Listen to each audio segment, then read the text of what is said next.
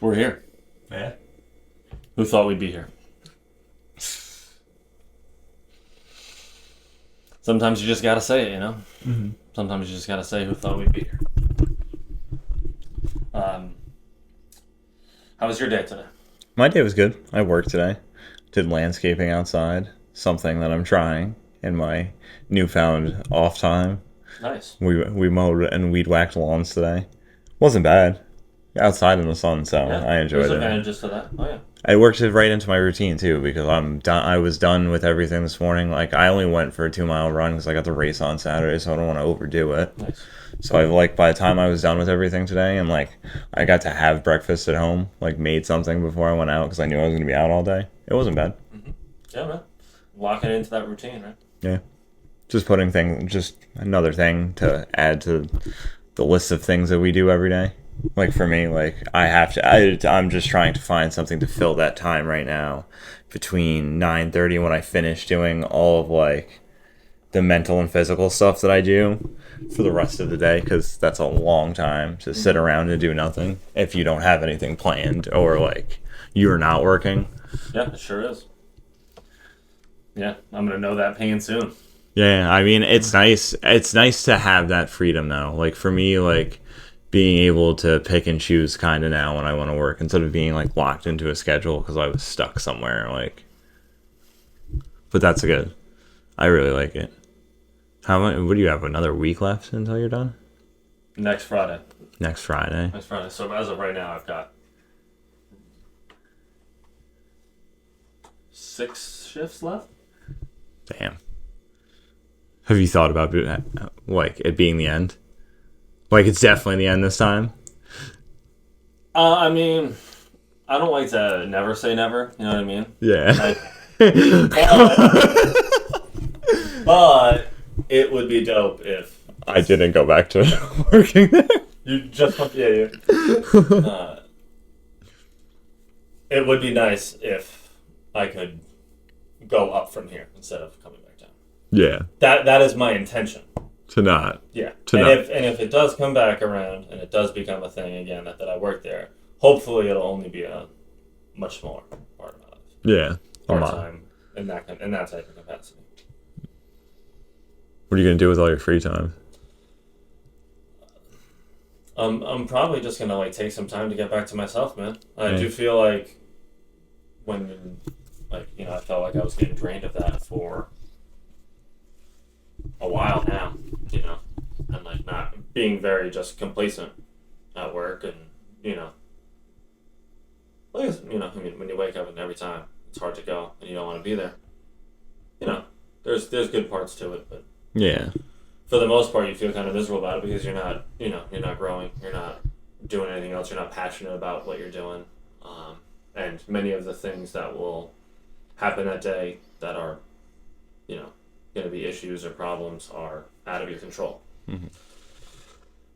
So I'm looking forward to more being able to, number one, just having a little bit more time, and I've been thinking a lot lately about momentum. Mm-hmm. And it can be very hard when you have a day like today, you're super productive. I get up, I go for a walk, I read, I meditate, I work out, I do whatever it is that I need to do that day, take care of myself. But then tomorrow you go back to work and you're back on that schedule. Mm-hmm. And then it takes effort. You can keep it going the next day, but it's hard to keep that momentum going through Thursday, Saturday, Sunday, Yeah. And I'm looking forward to seeing at that pace, if I tell myself now that oh, it's just so hard for me to get momentum, I won't have an excuse for that anymore soon enough.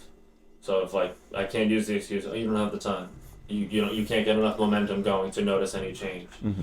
That's got to be out the window now. So it's you may, like I said, that could be, I wouldn't consider it a crutch, but maybe something that sounds reasonable to myself right now with what I currently do that won't be valid in 2 weeks. That it's just well, you just had the last 4 days off. Mm-hmm. Or whatever it is. And I'm probably going to do similar to what you did, which is just pick up things here and there. Yeah. I'll figure something out. It's nice to have that freedom. But it certainly won't be 50 hours a week. Yeah. God, I couldn't imagine going back to doing that. They asked me if I want to manage the new place yesterday that I was working at. I was like, bro, I've been here for a fucking day. I was like, I just want to serve some tables. I want nothing to do with running this place.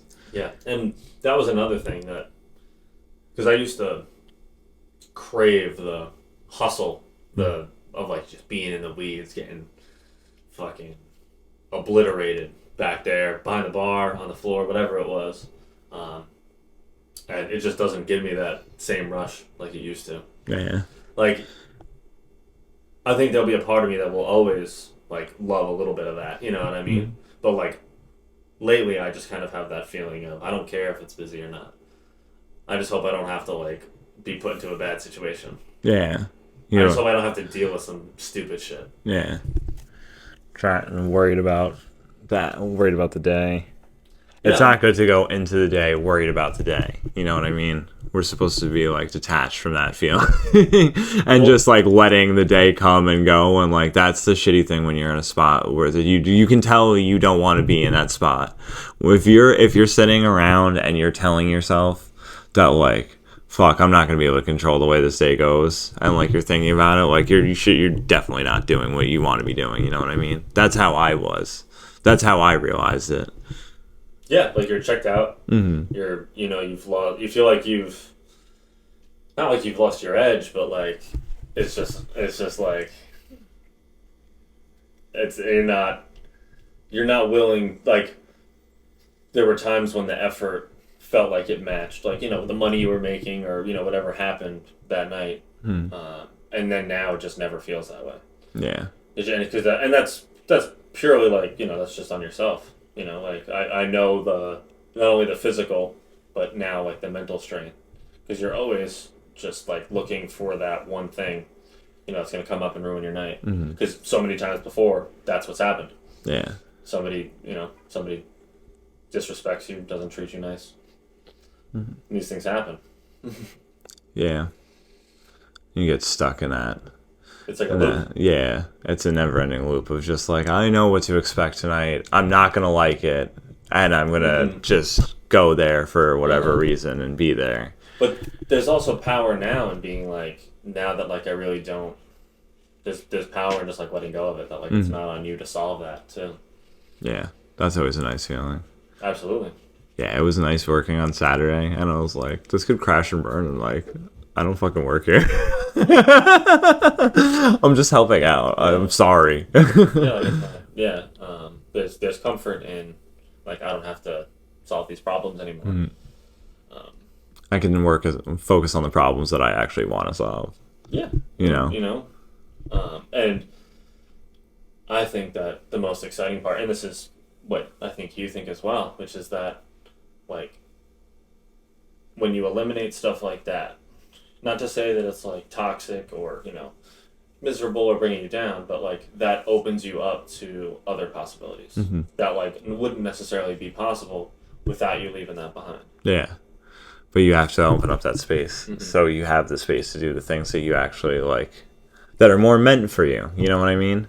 Like stuff that's more meaningful for you. Like by any means, do I think I'm going to be a landscaper for the rest of my life? No. But is it nice to go outside and like just have my headphones in and get paid to weed whack? Like, yeah, I'll fucking do that twice a week. Like, I don't care. That was fine for me. Yeah, it doesn't take over your life. Yeah, because like then I can do the things that I really want. Like if I wanted to, I was done in time to go to yoga today, and I could have gone to another class if I wanted to. I could have gone to 2 yoga classes and podcasted today. And like that's the stuff that I really want to do. Like I'd rather be doing this than actually sitting at work right now. Like, you know what I mean? Like I'd rather go to yoga and like put my effort into going to yoga than like getting up in the morning to go to work. Yeah. You like to work the job that I was working, to do what I was doing. Like for some people that sounds crazy to say that like it would take you like more effort to do that, but yeah, no, it was way easier for me to go to a hot yoga class and like get my ass kicked for an hour than it was to like go to work. Well, because there's reward in that. Yeah. There's really no reward in the work other than the monetary. Yeah. But like I think that's why we're here right now, which is that like we're open to other possibilities. Mm-hmm. Some of them financial, mental, physical, like that come from saying, I'm comfortable here, let's go here. I think it's like it comes back to being like getting back to yourself. You know what I mean? Like you're finding your roots again. Like I found that like going outside in the morning and running around and like going for the walk with the dog and like running and just like being out in general like reminds me of when I was a kid and I got up in the morning. That was the first thing I did. I was outside all the time. I spent all of my time outside, and like at some point that went away and I don't know why. And now on this journey back to myself, I'm realizing that like being in nature is like so big for me, and like it's helped change the dialogue in my head like completely. Like being able to go outside and enjoy a morning rather than like I'm like think about this like a couple months ago, like I'd go outside and like I'd have to be like in the morning like fuck, it's gonna be mad cold out, I don't want to go out there. And like now I'm like I don't care what the temperature is, I just want to be outside to start the day. Like it's so much nicer that way. That is the struggle. Like, it's easy to get outside right now. Yeah. It's super easy to get outside right now, right when you wake up. But, like, can you, like, will I be able to keep up with that habit when it's fucking 25 degrees outside? Get a dog. You get a dog. That's the key for me. Lola's huge. Lola's been so big in my transformation because I was like, well, if I take care of this dog better, like she's gonna live a better life. She's definitely happier now than she was when Fat Dad wanted to just like let her out and sit on the couch. Like now we go for a fucking walk together. The dog craves it. It's so nice, and it makes her happier, which makes me happy in the long run. Yeah. You should get another dog. I know. I need to. I've been thinking it's been so in my face lately. It has to happen. Well, I mean, I can't do anything. You know what's crazy is I was going to ask if I could bring Lola over here today for this. So cool with that. Yeah, no, I know, but like we got the computers and stuff out. I don't want her running around with like with wires and stuff. I mean, that's cool. Yeah, but I've been thinking about that so much, bro. I forget what it's like. I forget how you have such a different routine in life when you have that. It's a positive one too. Yeah, it's like you're gives you just like a little bit of purpose, a sense of taking care of somebody. Yeah. And they're the fucking best. Yeah. Well, I haven't been able to live on my own. Yeah. Well, you'll get there. Now that you have all this time. Yeah, soon enough. Hope for the best. Yeah. That'll be a good one. Yeah, I'm excited about it. Like, it's funny too. Like, I've been thinking about that, which is like I don't even know what direction I would go in terms of like what breed or anything. I have no clue. Mystery dog. I don't know. I have no idea. Like I just know that I want like a bigger one. I know I don't want like a little small dog. Yeah. But that's about all I know. Like as long as it's like 40 pounds. Yeah. I'm good. Even like that. How much does Lola weigh? 48. 48. Okay. Yeah. All right. Yeah. So I mean she's a good size. Yeah. So I'd say like 40. Yeah. 40 to 60 pounds is a good size dog. Yeah. Once you get over that, like, because they're not lap dogs and they think that, and it hurts. Yeah, man. Well, yeah, and it just gives you that like sense of purpose to take care of somebody, like something higher than yourself. Yeah.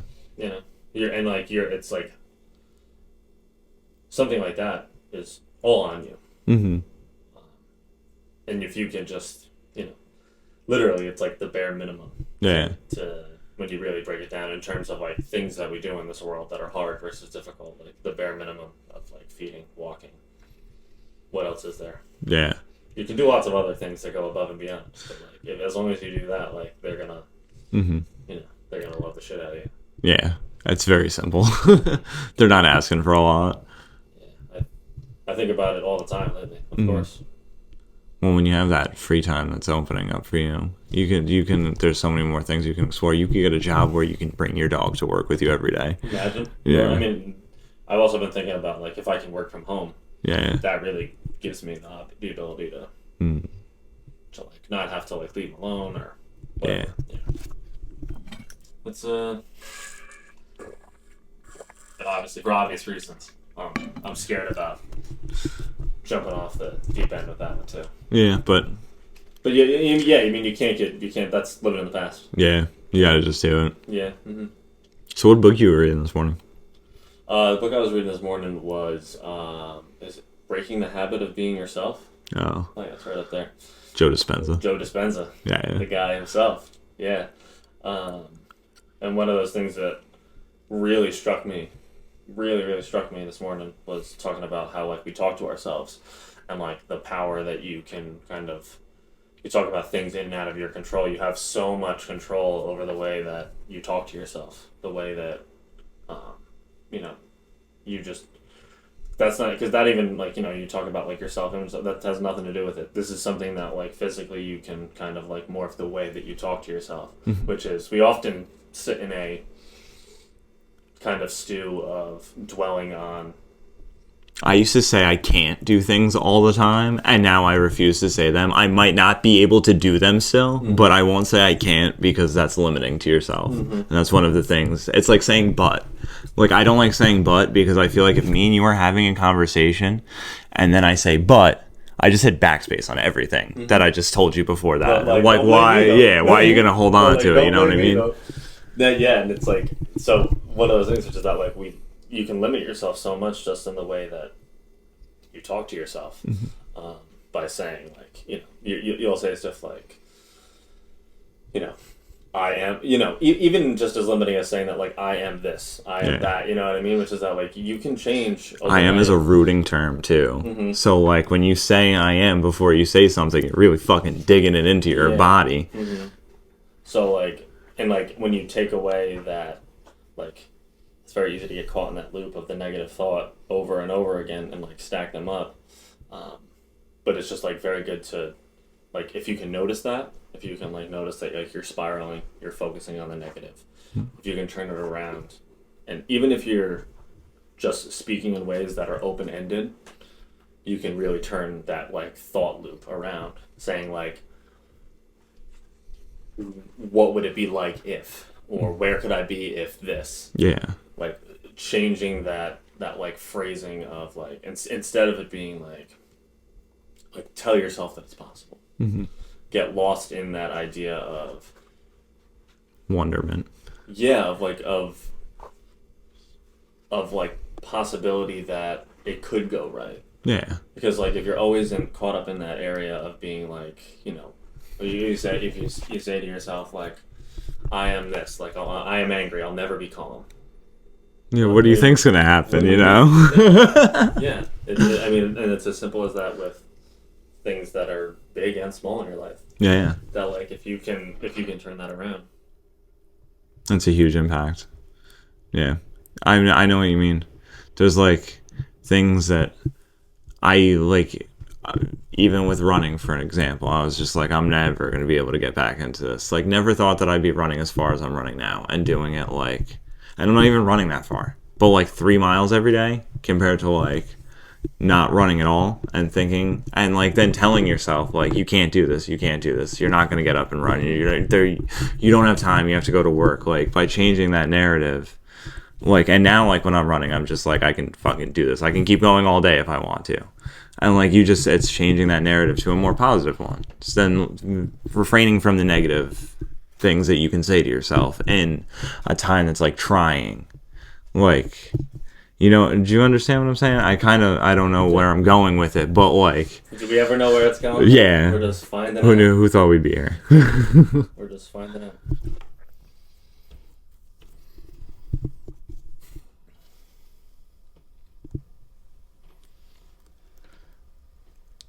All right.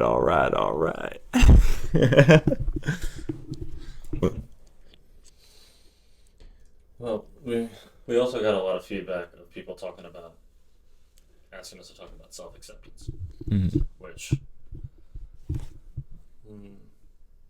you're probably thinking that, like, we're super confident and that this is, like, easy for us, and I can certainly say that, like, putting yourself out there and being, like, okay with my thoughts, my image, my words, and everything else kind of in between is going to be on display. Like, why don't we talk a little bit about, like, how you think me and you, like, got to this point where we felt comfortable saying, I'm not comfortable at all right now, but you have to take that leap and you have to jump. There was something there. Oh yeah, there was definitely, like, for me now, to be honest, maybe it's because I feel more comfortable with myself because of the work that I've been doing for as long as I have, that I don't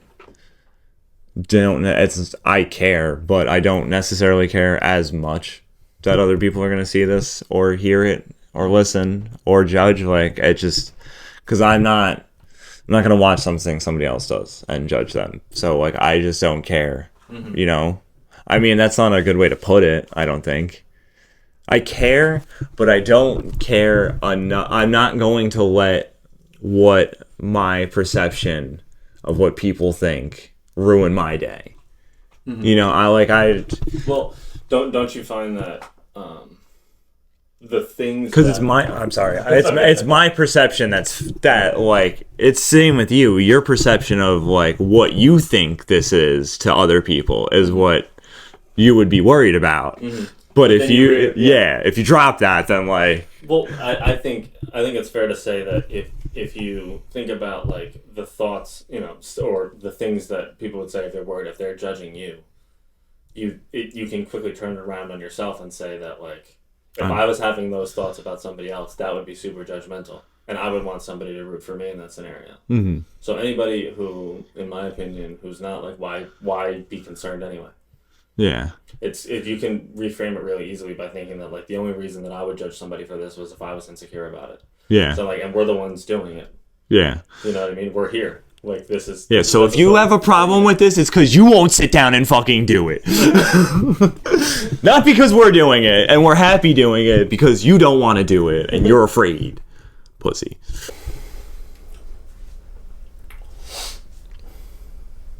When we get further along into this, I feel like once we have the first guest on, but we should probably do that like episode 5. We'll do like one more with us, just us, and then we can have that first. Once, by the time we have a guest on, this will be a little bit more structured, and we won't just be rambling, going from topic to topic, like, because this is only episode 3, and right now, like, while we're both sitting here, like, judging the way we're going about this podcast instead of just talking. And like, that's something that we're gonna have to get used to, you know. Yeah, that's why we just like, you know, you keep talking, you keep going, Yeah. and you know, you tune into what. There's been people that have messaged us to say that they think that it's really cool that we're doing this. So the fact that we're just sitting here talking about nothing, and somebody was like, "That's pretty cool," like, I'll take it. We will continue to say that every single time, which is that anybody who has like showed us any type of support, if we appreciate you so much. Yeah, we're literally doing this because it's something that we wanted to try and do, and like, it helps us help other people. Because if me and you are literally willing to just jump on here and talk about whatever we talk about, like, that'll open the door for somebody else to have that conversation with somebody that they're close with, you know? Yeah. And like, that's the important thing. We're just trying to help in a way that we can help, and we're still trying to figure out how we can help, or the structure that will help you in. Yeah. I mean, we're just, I mean, there's no shame in us admitting that we're on a 10-day contract right now with Spotify. We're just figuring it out as we go. Yeah. Little by little. And I mean, no episode is perfect. No show is perfect. Yeah. We'll figure out ways. We don't even know what perfect is yet. We have no clue. Yeah. And then once we get there, like, how are we going to get back to that? Like, what do you... Well, there is none. That's not a thing. It's not possible. It's all a delusion in your mind. We're all just making stuff. Yeah. And none of this is real. With it, and other people don't. Yeah. None of this is real. And when it comes down to it, at the end of the day, we're all just little tiny microorganisms. None of this matters.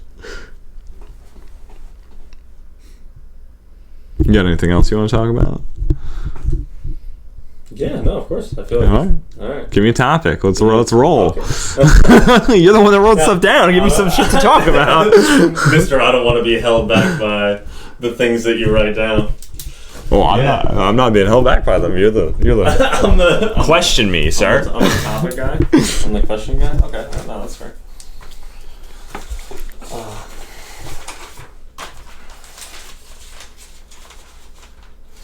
Okay.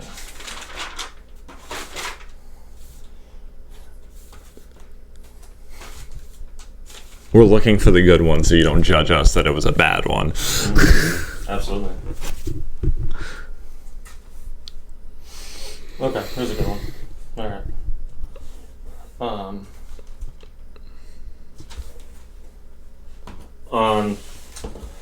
On like those days where you're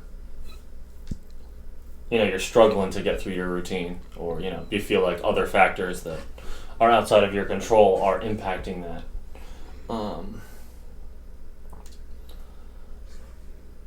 How do you turn that focus back inward and then say like that it's not going to let yourself spiral? So this happens to me quite often. Not necessarily like a panic attack. No. I know what you mean though. Like that thought in your head that's just like, it's why today? Like, why the fuck are we doing this today? I get that. Like, there's days when it happens a lot. I find it in the morning when I'm in between my first and my second meditation. In my second meditation, I can feel myself crunching time for like what else I have to do in the morning. Like today I was doing it because I knew I had at 9 o'clock, like I was leaving for work. So like, I was just like, I'm not going to have enough time to read my chapter after I get done with the second meditation. I have to just go for the walk.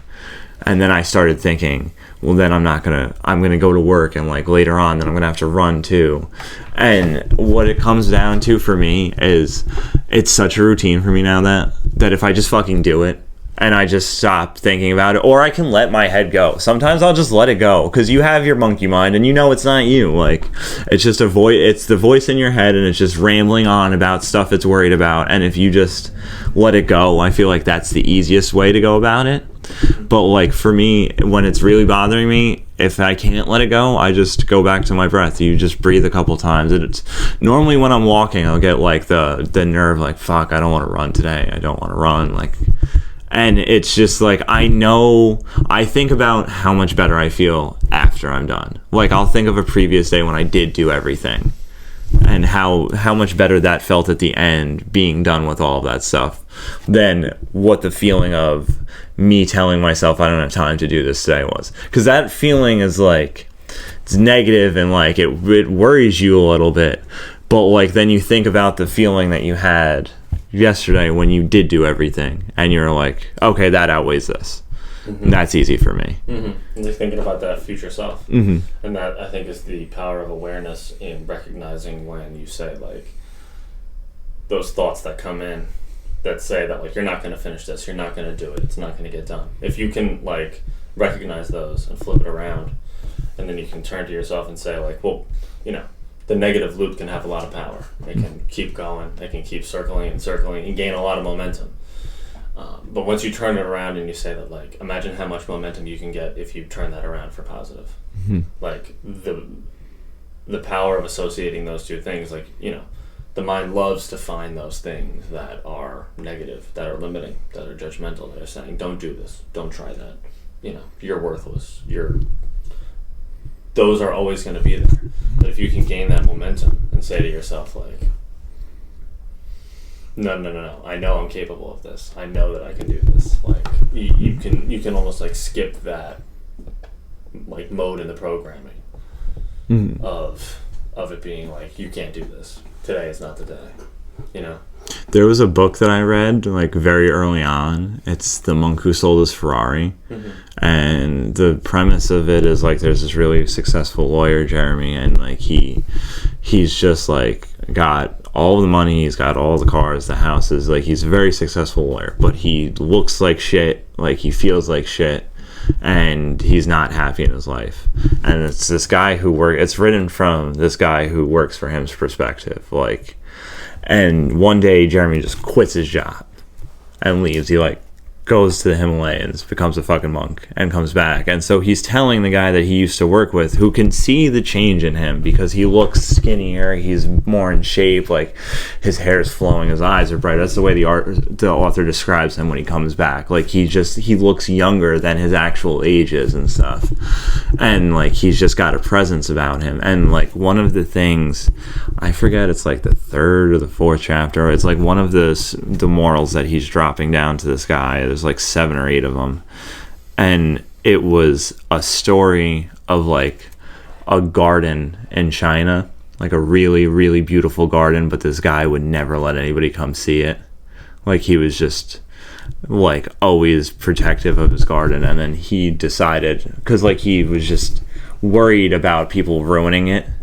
And, like, he ends up letting kids come in to play in it. And, like, the moral of it is just, like, I don't know where I was going with this, to be honest. I ran off on a tangent. The moral of the story, though, is like it comes down to the protect your garden thing, the thing that I got tattooed on me when I first started changing. Like, there's weeds in your head, and if you start to pluck those weeds and you don't let them back in, like I used to just say to myself, like when I was having negative thoughts, like I will not think negative thoughts, and then I would just repeat protect your garden over and over again. And for whatever reason, that really worked for me. Like, and it's one of those concepts, like you can put, when you're changing that narrative, if you start putting better thoughts in place of those negative thoughts, they change a lot quicker. Because you're ripping that out and replacing it automatically with something more positive. And like you're gonna naturally cling to the more positive thing because it's gonna feel better. You know what I mean? Well, yeah, it's like if you're always telling yourself I'm a negative person, you'll never be positive. There has to be, like, our brains they're smarter than we are, and they'll figure that out for you. That like the negative is a lot easier to latch onto. It's a lot easier for them. They feed off that. Well, that's the ego. Yeah, exactly. But once you realize that, like, it's a lot easier to tune into that, to tune into like the positivity. Like, you have to put those positive thoughts there, though. I'm not going to say that it's easy every day to just wake up and automatically be positive, but it is helpful to have like a few steps or tools or something that can maybe get you a little closer to that. Like writing it down when you wake up. Like you write down, I literally did that. Like that was one of the things in my first journal. If you look back at it, like those first 5 affirmations, one of them was like just be positive. Like just to be positive, to have positive thoughts. Think and Grow Rich taught me a lot about that. I talked about that on the podcast I was listening to this morning. Napoleon Hill, yeah, it's a great book. You've definitely seen like the clips of him before talking. He's like the old bald guy with like the Thomas Edison style glasses. Yeah. Really good book though. It's super old. They're like 120 years old and it still works for a reason. Because it's all about mindset and literally just changing the way you think into like positive thoughts, like putting in positive thoughts, putting in wealthy thoughts, putting in abundant thoughts, like, and just affirming them with yourself all the time, because that's what it is at the end of the day. You gotta project the life you want to live, you know, like that's a big thing. You can't be like, I'm gonna be really successful and have a huge house and be like, this is my house all the time, like this is just like that's where I live, because then you're stuck in that train of thought, you know, like you're comfortable.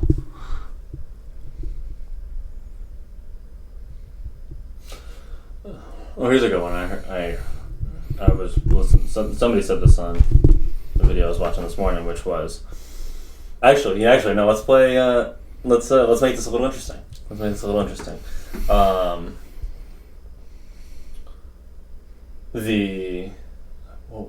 I'm trying to remember just exactly what it was. It was like, what do you think is the most important decision that you'll have to make in your life? I'm just curious, like, because what this person's argument was not what you would think, but is an interesting way of thinking about it. Like, what would you say? Like, what is the most important? The most important choice that I'm going to have to make? Or that you have to ask yourself or whatever.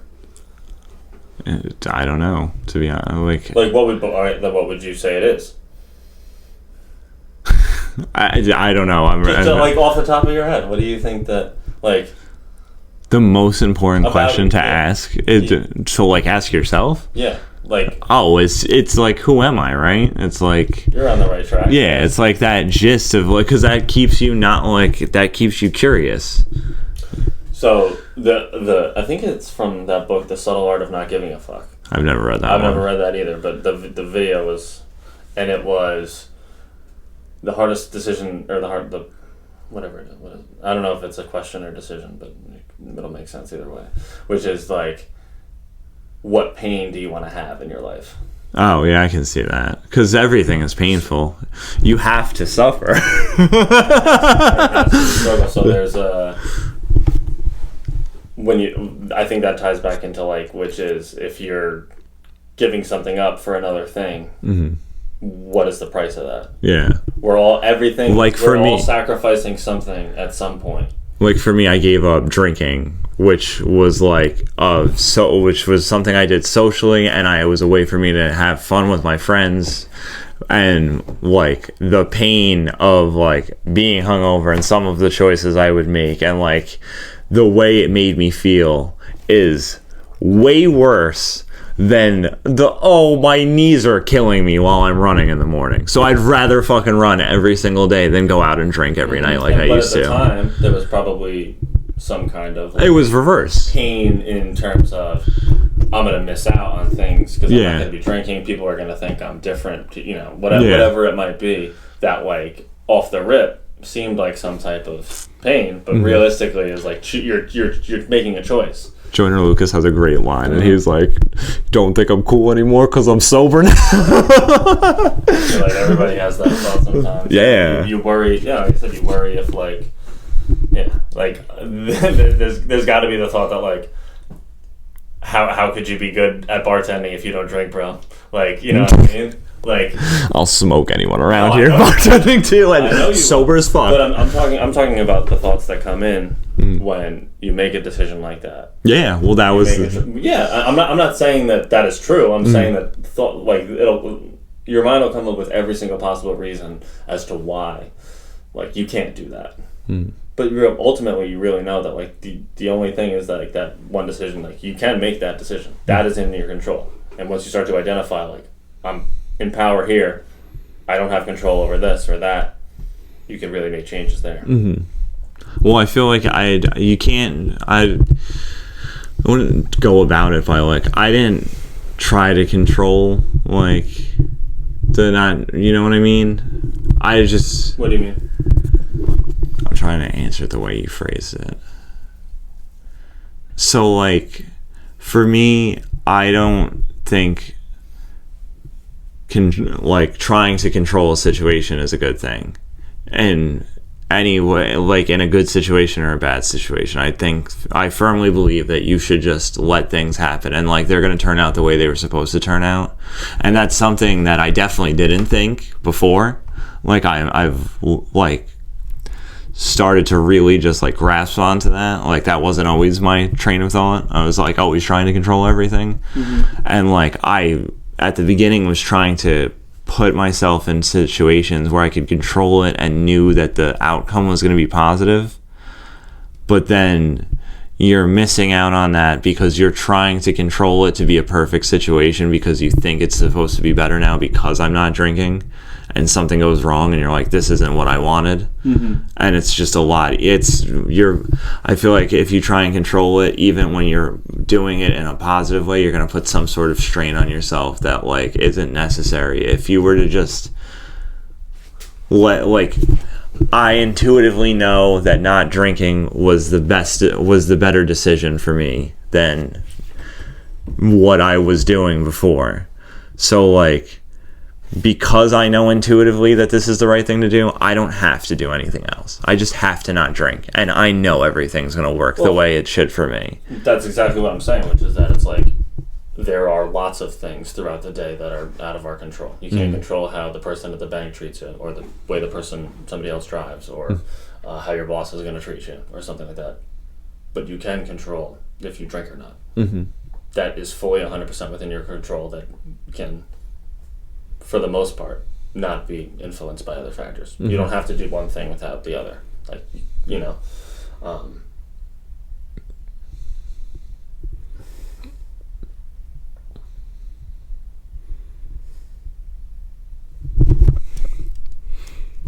Was that like halfway through a thought there? Who are you? I don't really know. Well, no, I mean, we're talking about like, oftentimes we blame ourselves for the things that are outside of our control, and then once you get caught up in, like, that can be a dangerous over and over of saying to yourself of how, like, it's your fault, things that are out of your control. Oh yeah, you can't blame yourself for things that are in your control and things that aren't out of your control. You shouldn't blame yourself for either one of them, because that's the way that fucking the universe was flowing that day, and that's the way things were going to go regardless. So you shouldn't blame yourself or anybody. That's a big part of, like, detachment. You got to detach yourself from that. You got to, like, if what that thing is detaching is that, like, oh well, if I have, you know, a rough night of service at work, I can't not drink. Those two things don't. But realistically, the truth is that they have nothing to do with each other. Realistically, like, you know what I mean? Like, it may be a hard decision to make, but it is, like, it's a bona fide fact that, like, one has nothing to do with the other. No one's going to force it down your throat. Like, hopefully not. Like, you know what I mean? No, I agree with you. It isn't, like what is out of your control though is, like, how that person treats you, how your coworker does this, like, well, you know what I mean, you can go down that path in a million ways, but you can only do what is yours. I think a big part of, like, that too, with accepting that, is just, like, when someone does do something that irritates, like, you do have, like, if you're going to talk about having control over something, you have the control to not have a negative reaction to that. You also have true, the ability to not be, like, they talk about it in the 7 spiritual laws and the law of detachment. Like, you should, for a compliment, you have the ability to, if somebody compliments you, to just let it go, as well as you do, instead of, like, basking in it and being like, oh, they think this of me, and, like, you have to just let that go. You know, it's the same as you would let if they said something negative about you. If there's somebody insulted you, you can just let that go. You can also just let a compliment go. At the end of the day, neither one of those things is doing anything for you. You don't have to attach to either. Yeah. Attaching to the compliment is gonna make you crave more compliments, which isn't something that you necessarily should be chasing after. And if you attach yourself to the insult and, like, you want to say something, you're just bringing yourself down to their negative level. You know, like, you're going down a vibration. Yeah. And that's not the goal. Never was. Never was the goal. No.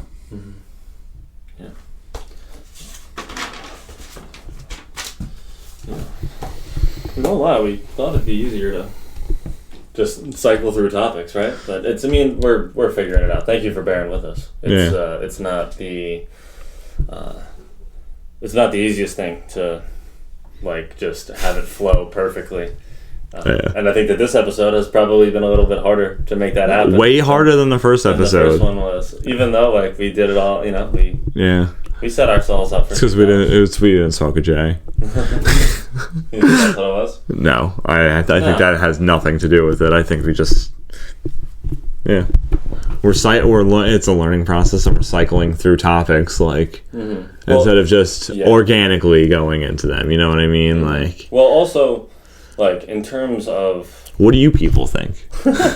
Can you please give us feedback? Like, there is a comment button. Hit the comment button and tell us what you think. Or just message us on Instagram, because there, as much positive feedback as there was nothing for us to learn from. We're figuring that all out by ourselves, I guess, right? Yeah. Which is kind of, you know... I also can't blame people for being, like, you know, like, just trying to be positive and be like, they're doing something. Yeah, no, I'm not complaining about that whatsoever. I'm just saying. Steve said... Please, just say something. Steve said, talk shit to him online. Because he's a... Steve said...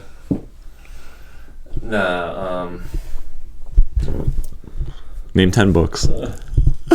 I got 2 right here. I'm ahead of the curve here.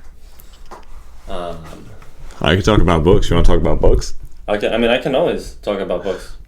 But, like... What kind of books you read? Huh? What kind of books you read? Mostly Playboy magazines. They don't even make those anymore. It's online. I read them for the articles. Yeah. They are very informative. You know, JP is having a very relaxing morning when there's Playboys and a pack of Marlboro Reds. I would never smoke a Marlboro Red. God, no.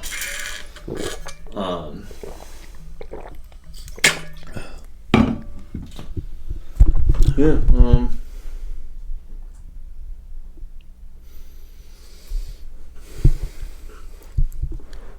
What do you think of the Rick Rubin book? Because I haven't read it yet. Oh, I think it's fantastic. He is a true hacker in terms of the creative process. Mm-hmm. He really knows how to, like,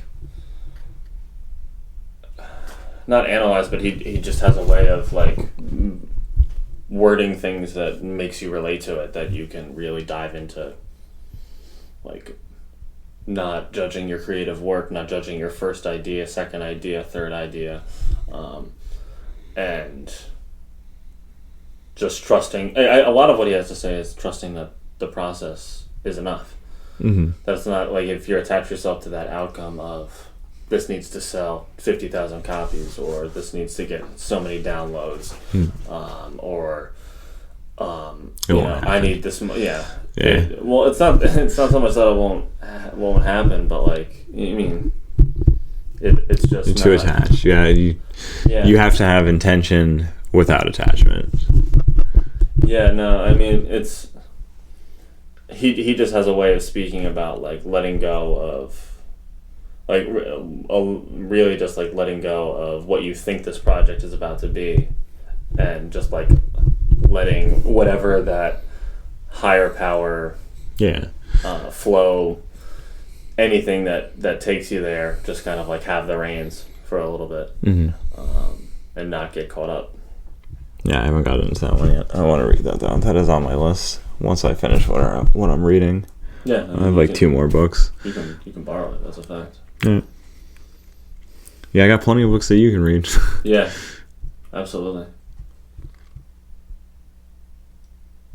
That would be a fun thing for us to do on here, because, like, we're probably at the point where, like, I've read a bunch of books that you haven't, and you've read a bunch that I haven't, and we could, like, if we say, like, this is your, like, we won't call it homework, but we'll say, like, you read this one, I'll read this one, and then, like, I'm gonna ask you questions based off of. We can do that. Like, I feel like that would be fun. Like, we should. So like, all right, so then let's do that. Book club.